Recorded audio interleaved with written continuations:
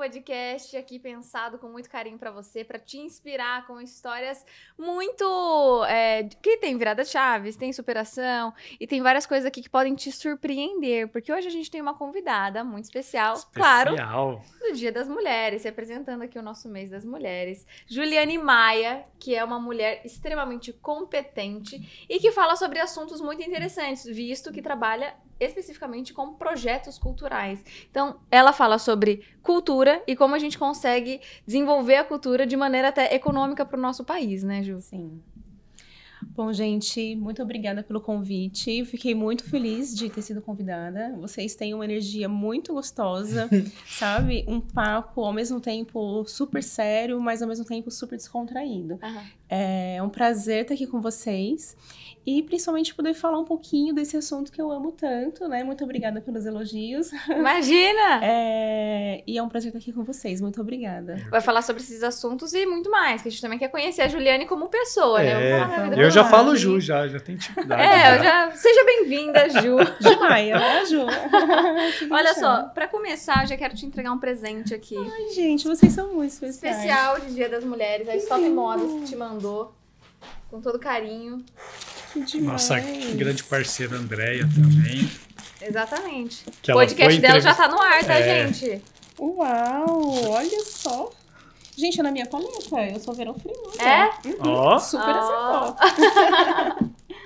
Que legal. Ai, gente, muito E esse obrigada. aqui, Ju, é de nós três, eu, Shizu e a Emily, que é uma lembrancinha de ter participado do podcast. Nossa, gente.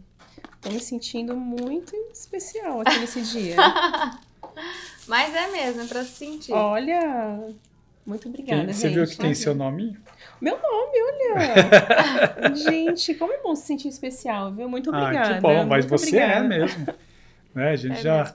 Quem não sabe, pessoal, a gente já sentou com a Ju, almoçamos uma vez, tomamos um café depois, né? Uhum. E eu já até sei onde ela mora, já. Essas coisas que você fala, fica esquisito, sabe? Deixa eu explicar, gente, deixa eu explicar. Ainda bem que a minha querida sócia...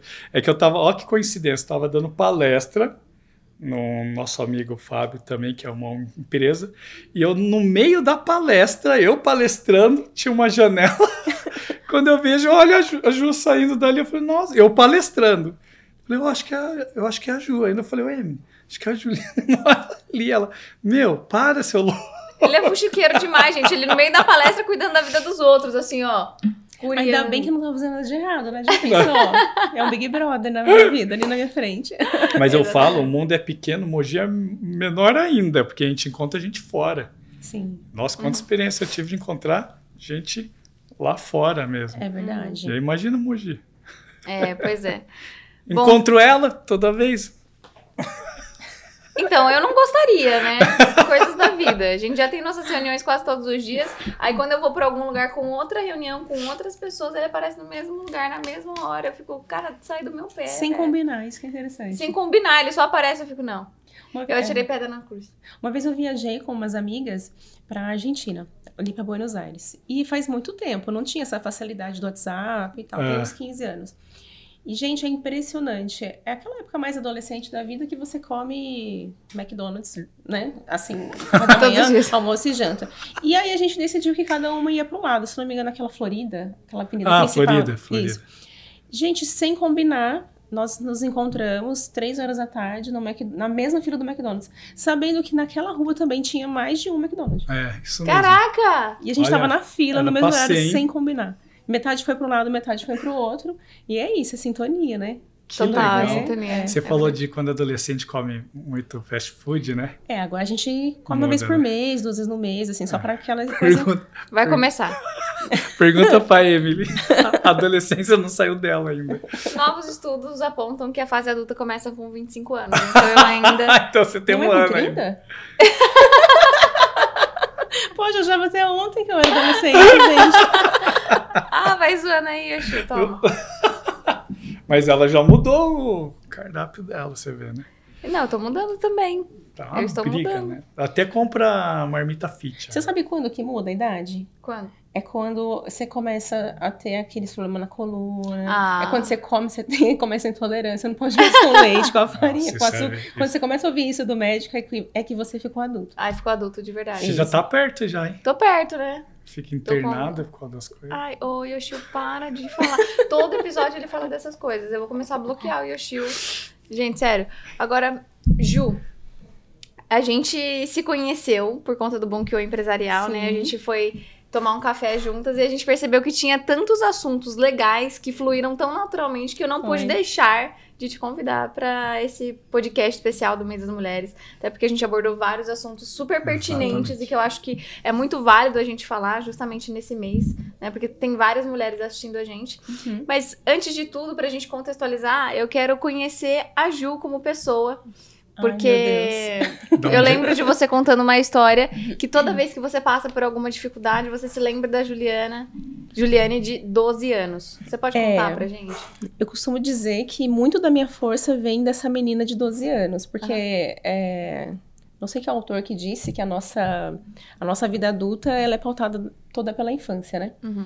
E aí, eu tinha 12 anos, meus pais já tinham se separado. E um belo dia minha tia foi em casa e falou assim, Ju, falou falou pra minha mãe, ai Maria, nossa, comprei um coelhinho pra Renata, pra minha prima. E você acredita? Isso, paguei R$5 no coelho. E isso, gente, tem 25 anos. Foi no ano 2000. Nossa. Ou seja, eu tinha 12 anos. Acabei de revelar a idade, né, gente? Não precisava. Olha uma informação que não precisava no momento. Já tá vendo as contas aqui, 12 anos. Nossa, eu tô velho mesmo. Agora falou a idade, eu tô velho, hein? E aí, assim, aí eu falei assim, não, deixa eu voltar aqui o raciocínio. Aí ela, nossa, paguei R$5, muito caro. Ela deve ter pago, deve ter comprado por pelo menos R$2,50 e tá revendendo a R$5. Eu falei, quanto, tia? Aí ela, R$5, no máximo R$2,50 que aquele lugar comprou. A senhora comprou onde? Ali no 1º de setembro, numa casa de ração. Hoje em dia que fala pet shop, né? Era casa de ração naquela época. Ficava as galinhas na gaiola, né? Isso. Eu fui até lá com 12 anos, era pertinho de onde eu estudava, eu já ia pra escola sozinha de ônibus. Aí eu fui lá, eu não lembro o nome. Se alguém lembrar, se vocês souberem quem é, eu vou ficar muito feliz em reencontrá-los. Mas ela já fechou, ficava ali na mesma calçada do supermercado Verã, no 1º de setembro. Tá. Fui até lá e perguntei, moço, vocês vendem coelhos? Vendo? Então vocês compram, né?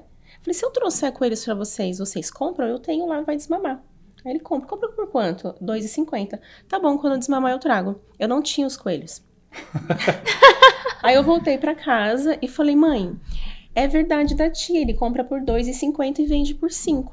Como a gente já morava num lugar que era um jeitinho de chácara, eu e ela, nós arrumamos ali os viveiros com coisas que a gente já tinha ali no nosso quintal.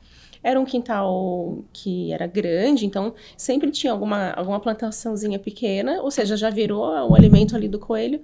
A gente só suplementava com alguma coisa, outra que precisava comprar. Enfim, colocamos um coelho, algumas coelhas, fizemos o que precisava ser feito rapidamente. Eu já escalei a produção, né? Hoje falando assim, mas naquela época não era assim que a gente pensava, a gente só queria multiplicar. E aí, o coelhinho nascia sempre 9, 11, sabe? Bastante. Por coelha. E aí eu ligava pra ele sempre nesse ritmo. Oi, nasceu tantas, vai desmamar daqui tantos dias, 30 dias normalmente. Ah, tá bom, posso levar? E eu ali no meu contato fiel de telefone. Pelo telefone, né? E eu mesma levava na caixinha de sapato, fazia os furinhos, levava e fazia minhas vendas ali.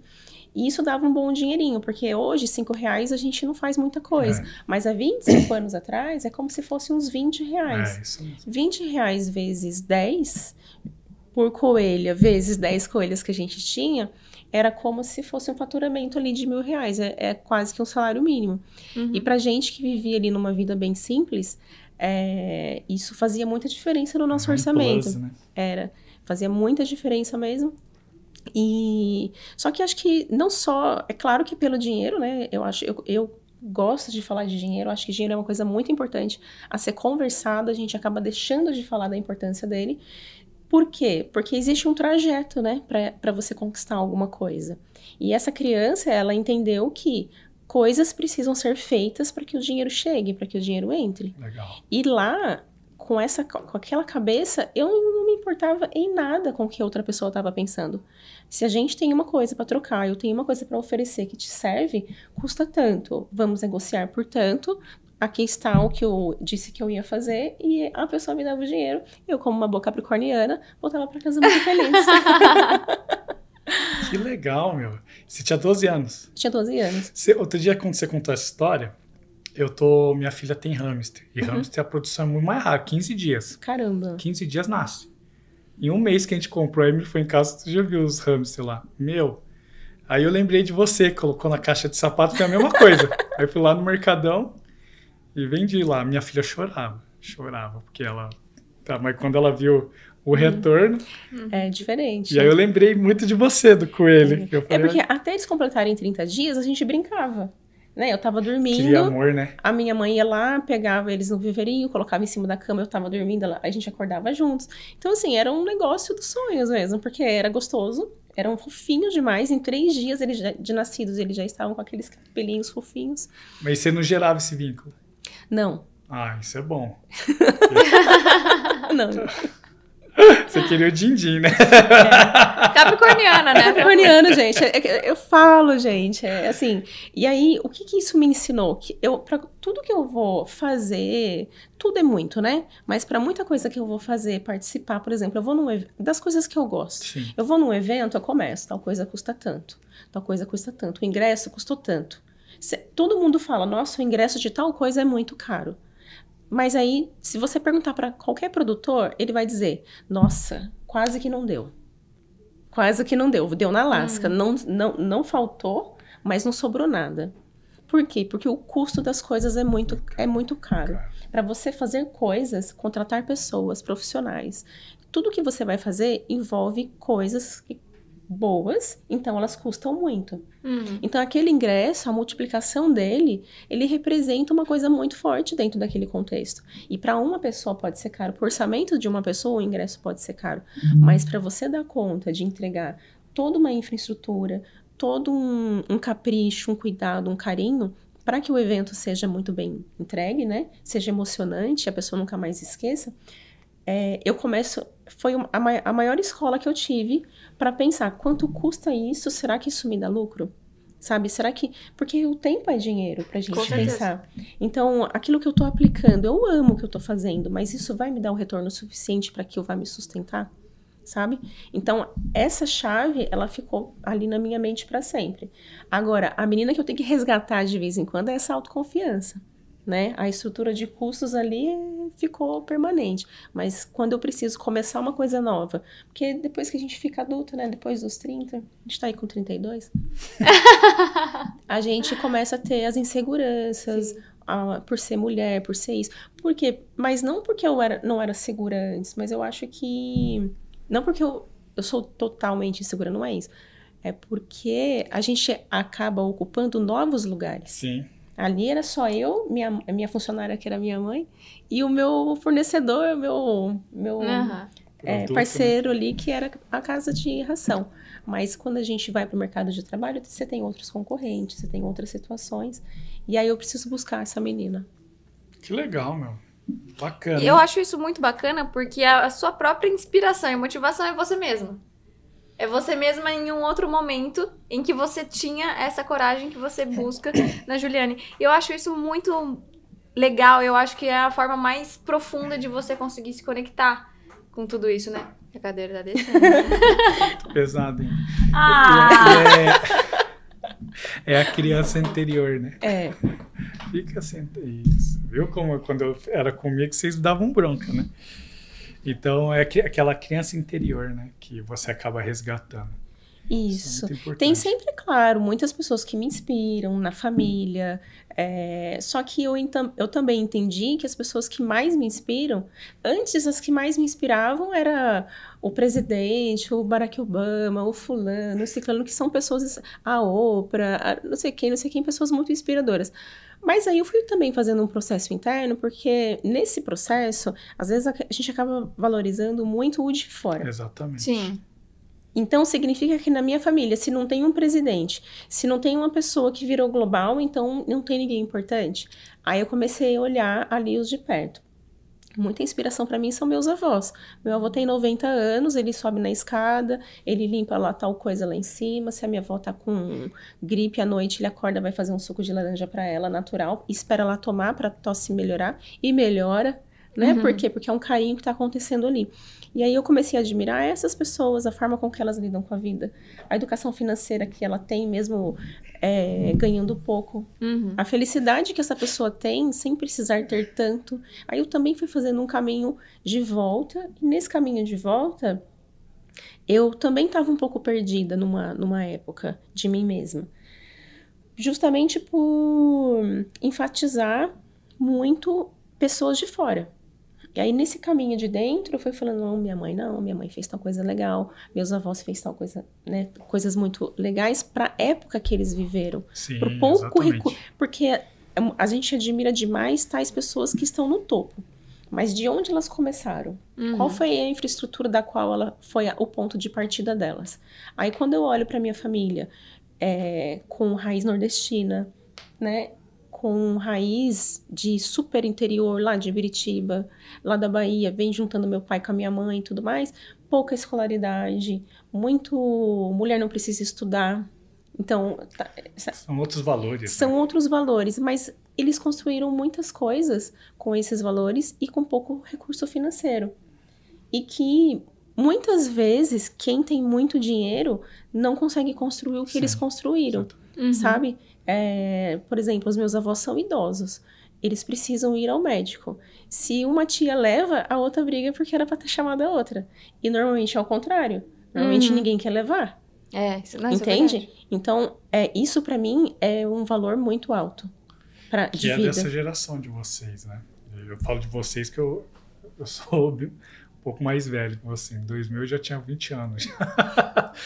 E aí eu vim dessa cultura também, mas hoje não. Hoje os filhos já pensam em que asilo eu vou deixar um dia. Exatamente. Para não ter trabalho. Ou seja, a geração de hoje, na época, os nossos pais pensavam em ter de 3 a 5 filhos. Né? Eu sou de 3 irmãos, né? Você tem uma história diferente. E a geração de hoje são de 1 filho a 3 filhos. 1 filho e 3 gatos, né? Mais ou menos isso. Ainda o primeiro porque queria ter, o segundo ainda foi... acho que para ele ter um irmão, para saber o que é irmão. Isso, E o terceiro é no susto mesmo. E aí muda isso, porque fica... A minha esposa é bem mais nova que eu, e ela é geração já de filha única. Né? Então, é diferente mesmo. E ela cuidou do pai, até o pai faleceu, mas da mãe também. E é o que você está falando. Hoje, os valores deles são extremamente diferentes. E aí essa mistura, né? Hora fora, hora dentro. Hora fora, hora dentro. E quando você... E eu acho que todo mundo passa isso. Não quero ir para um lugar de que, nossa, eu passei por tal coisa. Acho que todo mundo tem uma fase na vida que você vai passar um período de solidão, você vai passar um período difícil. Seja por saúde de alguém, pela perda de alguém, por uma falência financeira. Isso também tira a nossa dignidade, né? De manter seu padrão de vida e tudo mais. Mas estou querendo contextualizar que pode ser de qualquer área. E aí você se vê sozinho, você se revolta com o mundo, você se revolta com Deus, você se revolta com o seu colega.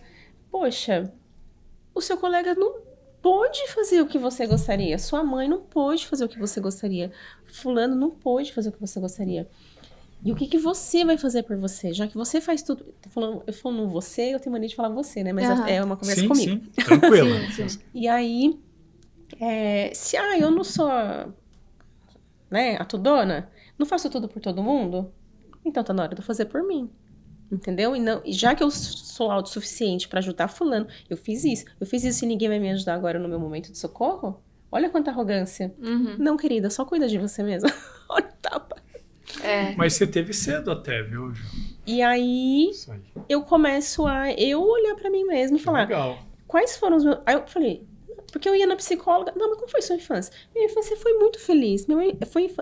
Foi uma infância extremamente simples. Eu andava com o pé descalço na rua. Eu adorava colocar o pé na terra e ver meu pé ali branquinho, cheio de terra. Minha mãe queria me matar. Sabe aquela bem... Sabe? molhada.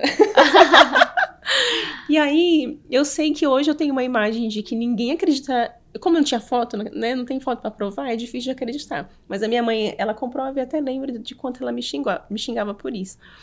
Mas assim, foi uma infância tão gostosa, simples.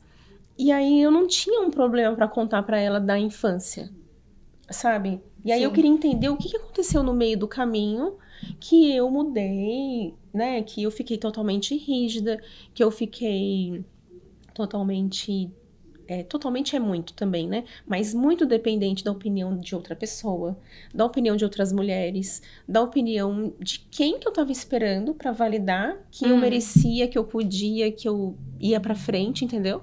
E aí eu percebi que eu poderia tirar o controle das pessoas da minha vida se eu encontrasse em mim mesma. Sim. E aí me relacionar, ter amizade, ficou até um pouco estranho, porque a gente tem muitas amizades por codependência. E não necessariamente porque você se dá bem e troca muito bem com aquela pessoa. E aí algumas amizades ficaram estremecidas, as realmente boas permaneceram, né? E nesse clima, mesmo você mudando, porque sua amiga também muda, e você vai mudando, né? Amiga de adolescência, de infância. E aí eu fui encontrando em mim essa força. E aí, todo diálogo que eu procuro, que às vezes alguma amiga vem, eu não quero que ela fique dependente do meu conselho. Olha que grande que eu tô. Vou te dar o meu conselho. Não. O que você tá sentindo quanto a isso? Sabe? Sem julgar moral, sem julgar o que o outro vai dizer. Como que tá o seu diálogo com o seu coração? Como que você conversa com você? Sabe? Então, essa menina de 12 anos, ela se potencializa em mim nesse sentido. Legal. Né? De eu me escutar. Eu me dou bronca, eu sou rígida, eu isso, eu aquilo. Mas ela também tinha uma personalidade mais doce que me equilibra e me faz feliz. Você já passou... Qual o momento da tua vida que foi mais desafiador, assim? Ai, não tava esperando por essa pergunta. Perdão, eu já sou mentor, você já falou de um período ali, eu já começo... Tô gostando muito, tô achando muito legal, assim. Porque o que você tá falando é o que acontece com muita gente, né? Até a gente falou a respeito da Emily, né? Eu dou o exemplo dela que ela tá aqui. Mas foi porque, às vezes, a gente tem traumas, que é uma coisa boba. Às vezes foi a professora, virou para você e falou, olha, deu uma bronca. E aquilo te gera um trauma muito grande que perdura por muito tempo. Você entra em looping e não sabe, né? Eu tive 2 momentos, assim, que são muito difíceis pra mim. Eu acho que o segundo momento, vou começar pelo segundo momento. Tá. Que foi quando minha mãe teve câncer. Ela teve o primeiro câncer, foi uma pinta que nasceu e muito rápido ela cresceu. A gente foi ver um melanoma grau 4. Né, que é uma coisa bem rápida, sabe? Entendendo o que eu tô querendo dizer, né? Sim. Se você não faz a cirurgia logo, se você não faz tudo em 3 meses, a pessoa morre. Meu Deus do céu. Ainda não tem essa reversão, né? E isso já tem uns 14, 16 anos, não tô lembrada exatamente. Aí fiz a cirurgia, tá bom. Aí passou alguns anos e voltou e teve metástase. E aí, eu olhei pra ela, eu tenho uma coisa, assim, sobre saúde principalmente. Eu olho pra pessoa, eu falei, mãe, a senhora precisa voltar no médico. A senhora emagreceu, isso. Ela, não, imagina, não sei o quê. Voltou, fez a ressonância, ela já fazia o tratamento lá no ICESP. 13 tumores malignos espalhados por dentro. Alguns na virilha, alguns aqui dentro da barriga. E ela... demorou um pouco pra vir essa cirurgia e toda hora eu escutava do médico, sua mãe não vai passar o Natal. Isso era maio. Sua mãe não vai passar o Natal. E eu falava, é lógico que eu não verbalizava, mas eu falava, aqui não. Não, não é. Isso não vai acontecer. E aí ela fez a cirurgia, foram 13 horas de cirurgia, foram 1 ano que eu deixei tudo, deixei de trabalhar, deixei toda a minha vida de lado, e nós ficamos 1 ano entre rádio, não precisou fazer químio, mas, né, e aí chegou um belo dia, isso já era outubro do outro ano, a médica virou pra outra e falou, Dona Maria, a senhora não tem nada? Aí uma médica olhou pra outra e não acreditava que ela não tinha nada. Tipo assim, esqueceu que a paciente, a filha tava ali, ela não tem nada. E aí eu tenho a minha fé, né? Eu sei que foi sim uma coisa, né? Que não foi um recomeço, foi uma, né? E aí a minha mãe também tem a fé dela e tudo mais. E aí eu entrei em depressão. Eu ia falar isso aí. Foi o ano seguinte, foi um dos anos mais difíceis da minha vida inteira. Era pra eu estar feliz, minha mãe sarou, mas agora eu tinha que arrumar toda a bagunça da minha vida e eu me sentia egoísta por dizer que a minha vida estava bagunçada por conta daquilo. Que é o que todo filho pensa. Isso. É uma grande maioria. E o primeiro momento, que ele é mais ele é mais simples, mas como eu era mais nova, ele é mais trágico, foi quando o meu pai, ele ia mudar de país. Eu tinha 10 anos e eles não tinham se separado ainda. E a gente tinha uma família muito gostosa. Pra mim, minha mãe, ela é uma pessoa brava e falante, sabe? Mas ela é uma pessoa maravilhosa, inclusive com isso. E aí, era um núcleo, assim, muito gostoso pra mim de convivência, meu pai e minha mãe. E aí ele ia viajar pra outro país pra poder morar fora. Então foi um vínculo que eu até hoje não aceitei. E mesmo, graças a Deus, tendo dado errado. Porque ele teve que voltar muito tempo antes. Ele teve que voltar em menos de um mês. Porque alguma coisa lá não deu certo. E eu, como uma filha de 10 anos, apenas agradeci. Mas esse rompimento, eu não estava preparada para ele. E aí você não gera essa aceitação por causa de permissão. Falta essa permissão. Você vê até hoje. E o seu pai e sua mãe estão vivos? Estão. Olha. Então, você vê tudo que passou, ainda desses dois fatos, né? De causador inicial de algo seu que tem essa crença limitante, ainda perdura aí. E é o que você falou, meu pai deu errado, voltou cedo. Sim. Só que até hoje você não se permite. Isso é natural. Isso daí. Por isso que às vezes você... Pode ficar sossegado. Por isso que você acaba resgatando, às vezes, essa menina de 12 anos, porque era a fase, não é nem da tua habilidade de lidar com dinheiro, da venda e tudo, mas era um momento que você estava mais feliz. Isso, porque ele voltou. Olha lá. Então, quando eu tinha 12 anos, eles já estavam ali. Tudo bem que daí eles se separaram depois. Mas o meu pai, ele tava ao meu alcance. Mesmo eles separados. Agora, ir para um país 12, 15 horas de distância, eu não ia ter acesso. E não é como hoje, que você faz uma chamada de vídeo. Exatamente. Sabe? Você tinha que controlar o horário que você ia fazer uma ligação e era caríssimo. E aí, às vezes, isso aí gera assim, ó, quando eu mais precisar dele, ele não vai estar. E aí a gente vai gerando um bloqueio. E reverbera isso em diversas coisas. Vixe. E é engraçado que, assim, isso não reverbera na adolescência, isso reverbera na vida adulta. Porque é tanto estímulo que você tem externo da vida real, dos problemas com as outras pessoas, que você esbarra no seu dia a dia, que as pessoas encostam nessa ferida sem saber. Porque ela voltou a sentir o cheiro, justamente. Inclusive, isso me leva a um ponto que a gente chegou a conversar naquele café, que eu achei que é super importante a gente abordar aqui, que é como que a mulher ela é moldada para ser forte e quais são as dificuldades que a mulher forte passa, porque a gente sempre tá colocando num pedestal e vangloriando, nossa, essa mulher é muito forte, essa mulher é guerreira, essa mulher é isso, essa mulher é aquilo, mas ninguém fala das dificuldades que é ser essa mulher forte. Tipo, às vezes você não quer ser a mulher guerreira, você queria ser a mulher princesa, entendeu? Isso. E você passou muitas dificuldades por ser essa mulher forte. Inclusive por ser uma mulher forte e bonita, né? E eu gostaria que você falasse pra gente também essa sua visão sobre isso. Olha, é aquela coisa, a gente tem que sempre se apegar em nós mesmas, né? É cada um com a sua criança, pra gente poder... é como se fosse uma corda bamba. Quem que te equilibra? Você mesma. Quando a gente depende da pessoa, de alguém, de outra mulher, de outro homem, da mãe, do pai, pra se equilibrar do lado de fora, essa pessoa pode estar ocupada. E ela não vai te dizer que ela tá ocupada. Às vezes ela só vai te dizer não.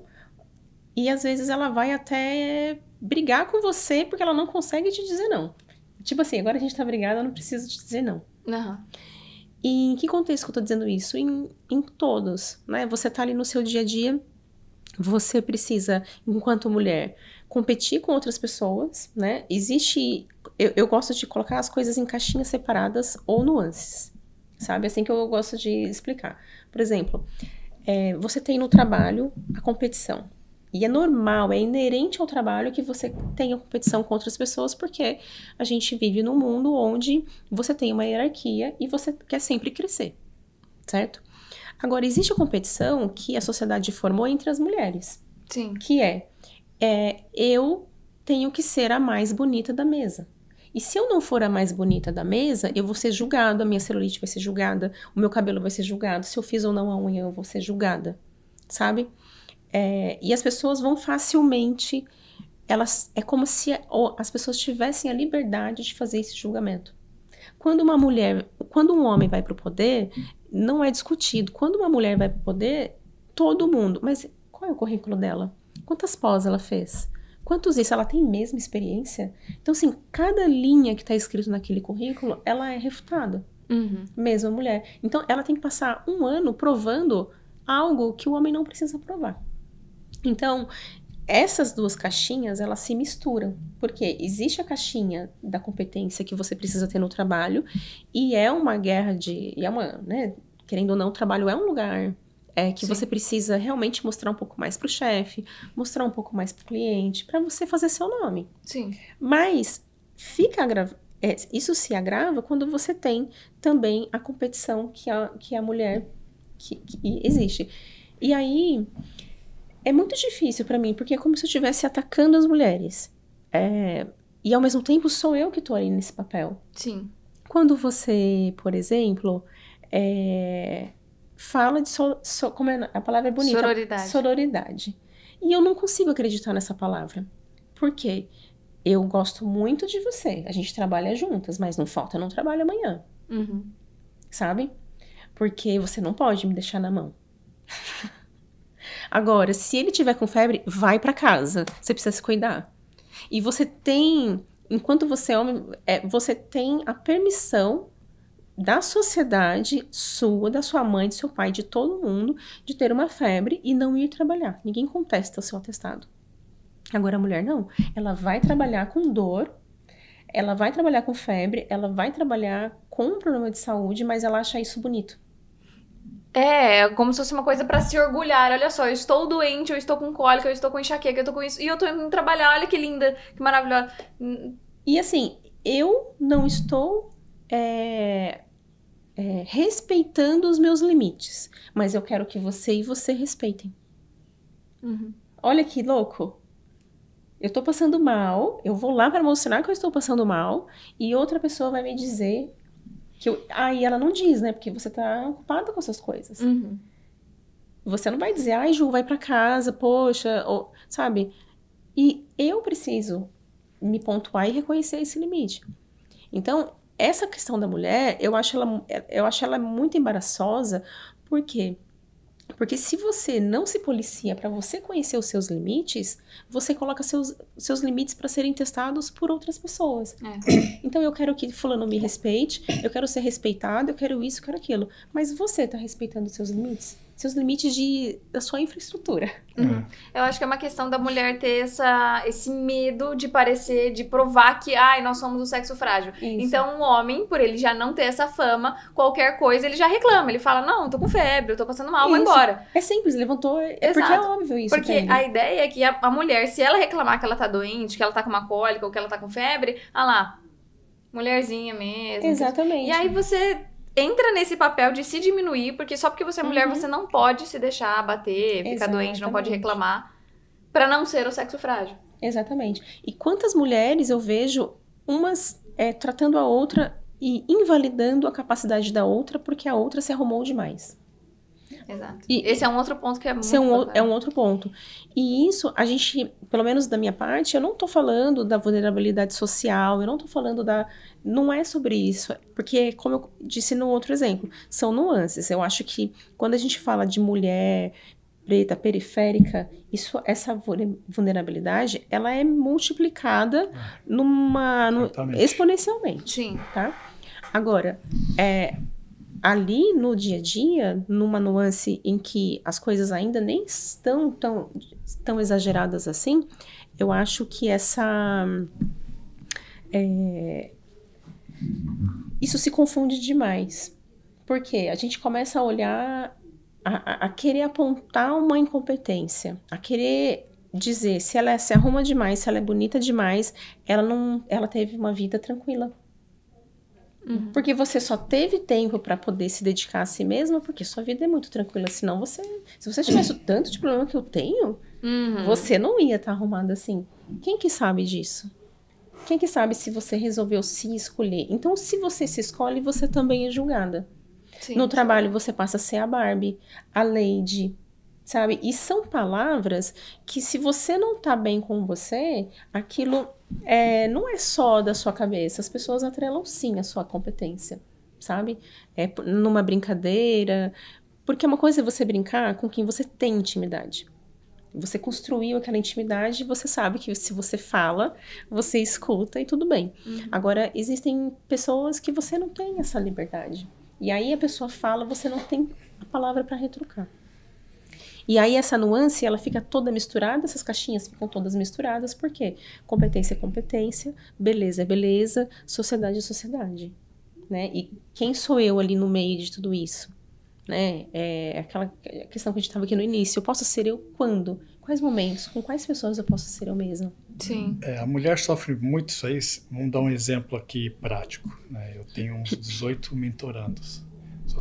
Hoje eu tenho uma mulher só, a Emily. Tá. Porque quando eu já vou apresentar algo, a mulher ela já vê que ela não precisa de ajuda, ela é autossuficiente. Ela se coloca também nesse lugar, porque ela não se permite precisar. Exatamente. Então, assim, já começa uma coisa ali. E aí, que nem tudo que você falou ali, eu já vejo como uma coisa simples. Que a gente fala, né? O homem ele é muito racional. Por isso ele que julga às vezes, muito menos. O homem julga muito menos. Por isso que funciona. Que nem tudo que você falou, eu ia falar 2 palavras para você. E 2 ferramentas que eu utilizo muito, que é se permitir e ter autovalidação. Se você se permitir, você vai gerar aceitação. Se você ter autovalidação, é a hora que você vai começar a ter os seus autos reconhecimentos e aí você começa a ter mais realização. Não dependendo do que os outros vão julgar ou validar o que você precisa fazer. Eu falo muito isso para ele. Eu sou bem mais velho que ela, mas assim, eu sou um cara que, por estar nesse meio competitivo, eu nasci nesse meio competitivo por causa do judô e no meio do empreendedorismo também, eu sempre aprendi a escutar muitas pessoas mais novas. Que a geração nova, que para mim é o que te dá o norte agora para você poder fazer dentro do que você tem o seu conhecimento. Né? Você tem que se adaptar. E para você ter uma tomada de decisão, essa adaptação é muito importante para você entender o meio que você está, a geração que você está, né? E você falando ali, eu vi a minha mãe, eu vi minha esposa, eu vejo minha filha, eu vejo a Emily. Né? A Emily eu só sei que ela está ruim quando ela está hospitalizada. É por isso que eu zoo com ela com as coisas, mas sempre no limite, no limite da coisa. E eu sou o mentor dela. Mas é difícil. Mas foi mudando isso também, né? Porque antes eu não falava. Exatamente. Hoje em dia eu chego nele num dia normal e falo, arranja uma hora aí que eu preciso fazer mentoria. Eu mesmo já, procuro o Yoshio pra falar, eu tô precisando. Conversar. Porque, e às vezes uma coisa simples, tem uma médica, até na Argentina, uma ferramenta que eu gosto de usar, que é a Amante. Ela mudou a vida dela fazendo a unha. Só que falar, eu fazia a minha própria unha, madame, não, ela quando ela realizou isso, ela conseguiu compreender tudo isso que eu estava falando para você. Então, às vezes, são coisas simples, ao meu ver, mas eu sei que para mulheres, acaba acelerando um outro processo, porque quando você assume posicionamentos que o homem também tem, né, vem estresse, só que assim, como vocês têm o problema também, não é o problema, é o fisiológico, né? Que é o hormônio e tudo mais, que o homem não tem. Isso. Então, e isso desencadeia vários outros tipos de pressão, porque você é uma mulher independente que está focada no trabalho. E aí, se você aparece estressada, sabe qual é o tipo de comentário que vai acontecer. Exatamente, isso. Então, só que você é mal amada e tudo mais. Por isso que a gente fala que a mulher não consegue ficar na caixinha do nada. Né? O homem, porque a caixinha do nada da mulher não existe, que a caixinha do nada, se ela entrar, eu vou colocar um quadro aqui eu vou colocar aqui, Não, então, mas o que eu tava querendo dizer ainda é que além dessa questão, né, de você aparecer mal-humorada, também tem os outros julgamentos de, por exemplo, você tá focada no trabalho, mas você não vai casar? Você não vai ter filho? Exatamente. Porque você também tem prazo pra ter filho, porque o homem não tem, ele pode ter filho na hora que ele quiser, a mulher não. se a mulher não está casada, tem filho, ela é vista como uma mulher que não é bem resolvida. Não é bem resolvida, ela só resolveu trabalhar, mas será que você é feliz? Será que você é realizada? Por que você trabalha tanto? Isso. Por que ninguém te amou? Sabe, assim, são coisas, são pressões que, por mais que a gente fale, é difícil do homem entender. E ainda mais que a Ju falou, que essa pressão que vem de outras mulheres. Os homens, eles passam, tá, por suas... rivalidades entre si, mas é muito diferente das mulheres, porque a mulher, ela vai analisar tudo o que a Ju falou. É competência, é se o seu cabelo tá bonito, se o seu cabelo tá hidratado, se a ponta tá espichada, se a unha tá feita, se a unha tá descascando, a sua roupa, o salto alto, o batom, a maquiagem. Exatamente. E depois vem a competência. E daí, se você é bonita e você chega bem arrumada... Se você tirou 10 nesse quesito, você não pode tirar 10 na competência. Exatamente. E tipo assim, você só tá onde você tá porque você é bonita. Com certeza, você sabe. Porque alguém te colocou lá. Exatamente. Não porque você de Por fato isso, merece. por isso que Exatamente. os homens sofrem mais quando eles estão do lado empresarial, do lado de posicionamento, que é o que a gente fala, tudo que vocês falaram está ligado à alta performance, porque a alta performance é o resultado extraordinário que a sociedade impõe. Eu só sou um atleta ferrado se eu tiver uma medalha olímpica. Isso. Eu só sou um homem bem-sucedido se eu ganhar mais de 1 milhão por mês. Então, por isso que o homem, você vê vários vídeos que tu faz que o homem parece que ele está bem, mas aí quando vai ver, ele está muito quieto e tudo mais, é porque o cara também carrega o homem, tem que ser homem, tem que ser provedor, tem que ter... Sim, o machismo é prejudicial para os próprios homens. Exatamente. Só que, o que acontece? Por que eu vejo que muitos homens estão me procurando para principalmente de meia idade? 40 anos, 30 e poucos anos. É raro alguém que tem uns 20 e poucos anos me chamar, né? Mas por quê? Porque é nessa fase que chega a crise da meia-idade, que eu passei por isso também, mas o que é simplesmente, não ao meu ver, tá? Quando você chega nos 40 anos, fala, o que eu fiz até agora? O que eu vou deixar para minha filha, para minha esposa? Vou deixar com dívida? O que eu consigo fazer? E aí é onde entra, dessa fase, é onde entra a realização. Hoje eu virei escritor, sou compositor, a gente está com podcast, sou empresário, enfim... eu comecei a realizar coisas que eu quis, mas mais para o meu lado de realização. Né? E eu entrei num estado, a Emily sabe, muito assim, de felicidade muito grande, porque eu estou com essa autovalidação muito bem definida, a autorrealização, ou o autorreconhecimento que me gera essa realização muito forte. Isso está ligado à auto-performance e não alta performance. Que são coisas diferentes. Então, hoje eu consegui juntar esses dois momentos que eu consigo deixar assim, quando as pessoas vêm procurar para o que seria o mundo ideal para você. Tudo que vocês estão falando, né, na minha cabeça já vai vendo essas ferramentas, que é o que você falou. A mulher, né, que nem dois amigos se encontram, e aí, fala cuzão, fala não sei o quê, nossa, tá feio, tá gordo, hein, não sei o quê. Mas aí quando ele sai, vai falar com a esposa, esse cara é brother meu. Esse cara, mas eu falei todos os defeitos, porque é natural a gente falar. A mulher, né, que não me julguem, mas a mulher que vê, é o que vocês falaram, nossa, como você tá linda, que sapato lindo, virou as costas, aquele sapato lá comprou ali no brechó, esse cabelo dela não tá legal. Então, acaba não tendo isso. É uma brincadeira, mas... é o que vocês acabaram de falar. Acontece esse pré-julgamento, acontece. Sim. Só que como nesse mundo você estar bem? Cara, é autorrealização. Mas que é extremamente difícil, é isso que a gente tá falando. Falar Sim. é uma coisa. Mas é por isso que eu falei. Conseguir colocar em prática é totalmente difícil. Mas por que pouca gente, quando eu vou fazer a mentoria, é o que eu falei, eu já apresentei a mesma quantidade que eu sentei com empresários, eu sentei com empresárias. Né, falando, mas... quem que vem e acaba pedindo mais ajuda? E você ainda citou um ponto que eu acho que é interessante a gente falar, porque, o homem tem a crise de meia-idade que não sei o quê. E a crise da mulher de meia-idade? Porque ela foi aquela beleza toda durante a juventude. Quando ela tem o homem com 40 anos, ele fica charmoso, ele é experiente, ele é isso, ele é aquilo. A mulher, ela começa a vir, tipo, numa decadência, entendeu? Porque ela nunca mais vai ser tão bonita quanto ela era quando ela tinha 20 anos. Então... decai muito. Já o homem, ele ainda tá naquele... ele ainda está bem com 40 anos pra cima. Tá começando a ficar bem agora. Tá ficando charmoso, experiente, maduro. A mulher falo, já não. Né? Que nem a mulher... outro dia eu brinco com a Emily muito isso aí, mas você vê falar com qualquer homem, é raro você encontrar um homem e falar, eu gosto de ver ela maquiada. Mas os homens são mais simples. Minha esposa estava falando ontem isso comigo. Yoshi, ainda bem que você gosta de mim do jeito que eu sou do meu rosto. Eu sempre.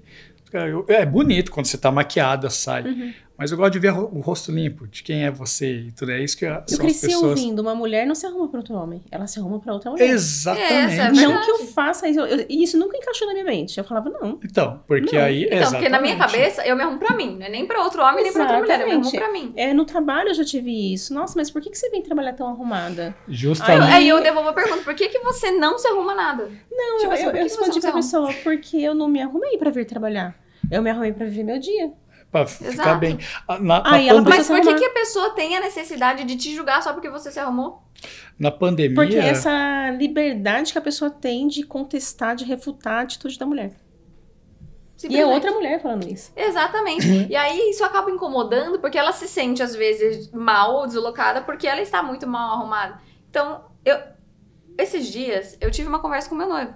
Ele falou, a gente foi num lugar e ele pegou e falou assim... cedo. Ele pegou e falou assim, eu acho que pra ir em tal lugar você poderia se arrumar menos, porque você destoa muito lá. Eu peguei e falei assim, não, eu acho completamente o contrário. Minha mãe me ensinou que, por exemplo, eu vou num casamento, eu vou num lugar importante, eu vou conhecer uma pessoa importante, eu me arrumo porque eu quero me apresentar da melhor forma possível. Aí se eu vou só na casa da minha avó, eu vou de chinelo e mal arrumada, não. Eu tenho que prestigiar todos os lugares em que eu vou e prestigiar todas as pessoas que eu vou encontrar. Por isso que eu me arrumo também. Porque é prestígio, você porque chegar... é o seu formato, você une o que você gosta de fazer e o que você gosta de fazer, você entrega mais pra outra pessoa.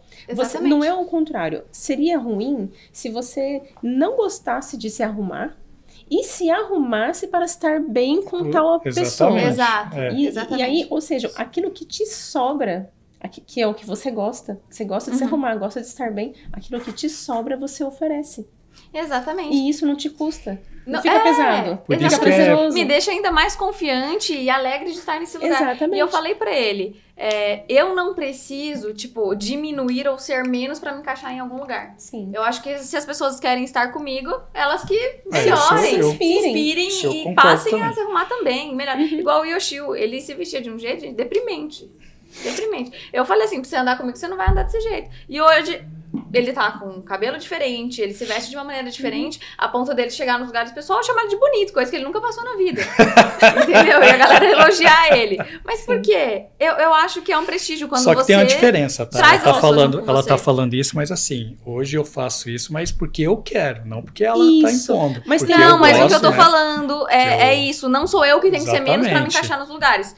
A gente tá andando junto, eu falo, olha... Melhore. Mas esse se arrumar, ele não é só o físico. Não é. Esse se arrumar você ouvir mais a música que você gosta, que te acalma. Não, exatamente. É dormir um pouco mais. Que nem eu ando ainda de bermuda, chinelo. Eu vou no supermercado de chinelo, de bermuda. Porque é no meu momento também que eu tenho. Mas eu respeito muito os momentos. Eu acho que assim, você tem que se... as pessoas que vão se dar bem ainda daqui a uns 5 anos, enfim. Aquelas que se adaptam mais rápido possível. Né? Isso... Eu tinha, como atleta, eu sempre tive que me adaptar rápido. E as que têm tomado decisão.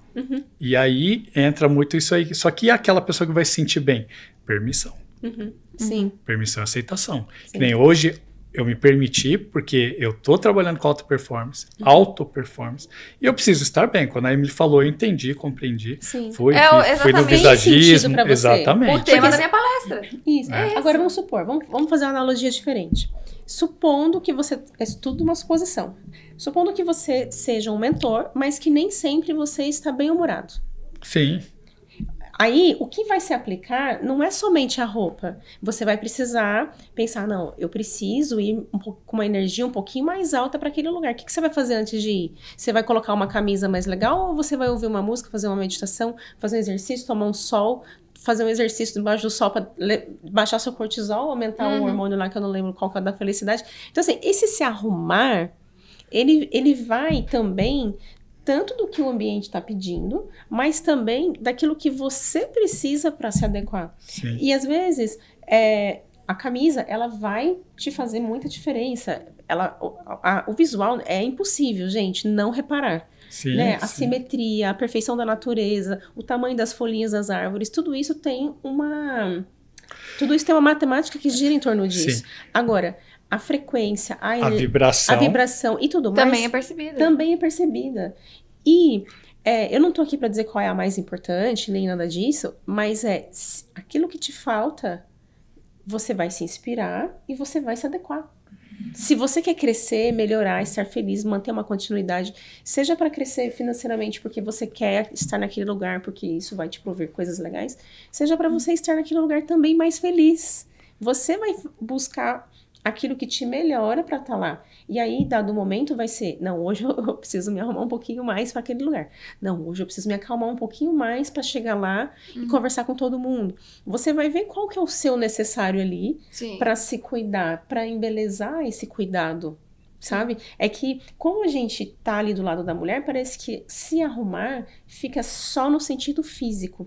Exatamente. Mas não é arrumar o seu corpo. Poxa, tô dormindo muito mal. O que eu preciso fazer pra estar de manhã mais bem-humorada? Basta só escutar a música? Não, vou ter que ir pra esteira no dia anterior. Eu vou ter que me cansar, queimar essa caloria, baixar esse cortisol, fazer não sei o que lá, pra fazer mais cardio.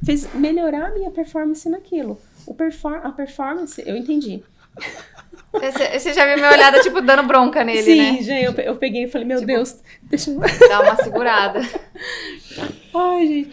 Mas eu acho que é isso. O que eu sempre, por ser mulher, eu preciso sempre dizer que não é só a nossa casca. E por mais que pra mulher seja mais fácil se cuidar por meio da casca, a gente também tem outras coisas para cuidar. Exatamente. Por isso que a vibração, eu acredito muito na vibração. Eu também. Quando eu vou fazer mesmo a mentoria, gente, só antes de... Eu já então, volto. Eu ia falar aqui... Aí. Ó, perdi até o gancho, cara, porque a conversa tá realmente muito boa, tá difícil de interromper, mas eu preciso aqui, é claro, chamar os nossos patrocinadores que fazem esse podcast possível para que a gente possa continuar inspirando vocês. Então, roda aí. Vamos realizar um exame no Sunset? O primeiro passo é visitar uma das nossas unidades equipadas para receber os pacientes com tecnologia de ponta, profissionais qualificados e muita agilidade. Logo depois, você é chamado para responder as perguntas dos nossos profissionais da saúde, enquanto preparamos tudo para garantir resultados precisos no seu exame. O Sunset é um dos poucos laboratórios da região que conta com seu próprio núcleo técnico operacional, garantindo mais controle sobre os resultados, além de prazos de entrega muito mais rápidos. E depois que nosso laboratório processa os resultados, você pode visualizá-los diretamente na internet. Sim, os exames do Sunset ficam disponíveis no nosso site assim que saem do laboratório, visando facilitar o acesso e acompanhamento. Viu só? Aqui no Sunset, cuidar da sua saúde é nossa prioridade. Sunset. Nossa melhor análise é feita por você.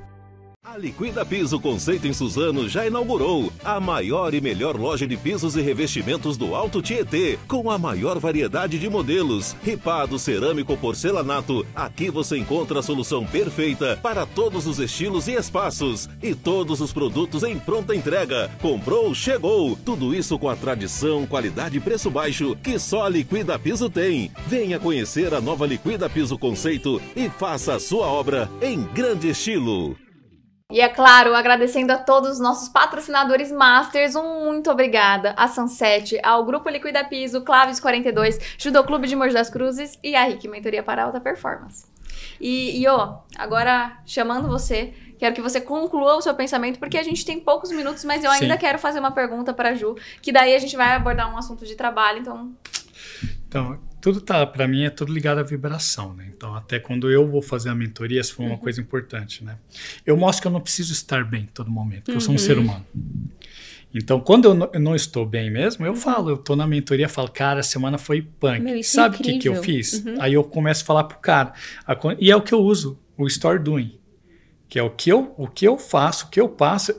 E aí o cara começa a olhar para mim, o cara fala, meu, você é um ser humano. Eu falei, sim, essa é a diferença porque que eu tenho tanto sucesso nas coisas que para mim é o sucesso.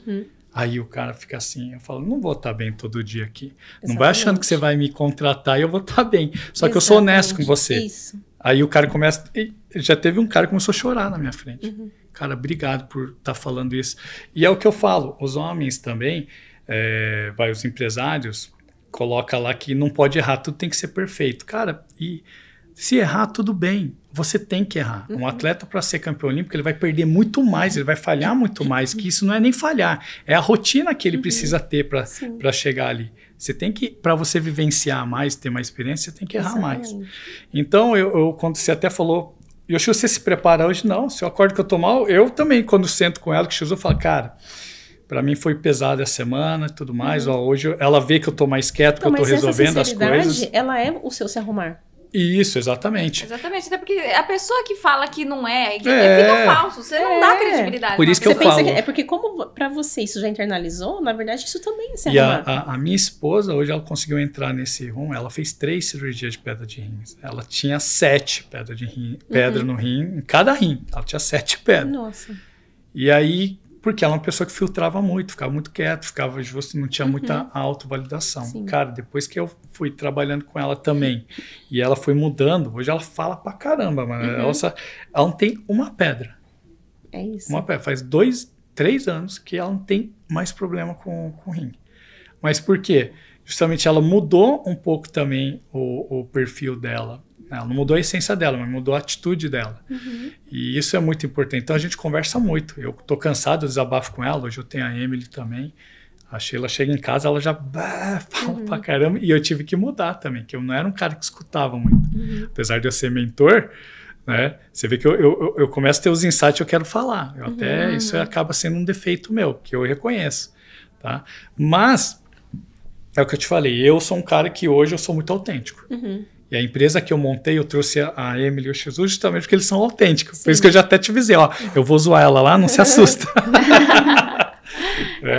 Que faz parte do nosso podcast, né? Sim. Bom, mas agora para finalizar nossos últimos minutos de podcast, eu gostaria de abordar rapidamente com você, né, a conexão entre a cultura e a economia, porque eu me lembro que você fez um comentário que me deu um insight que eu acho que a gente pode divulgar isso para as pessoas, né? Que a cultura ela é vista como inimiga da economia, né? Inimiga dos empresários. E você falou que existe uma conexão que um cresce junto com o outro, né? Eu acredito muito nisso, né? Dos últimos anos que eu comecei...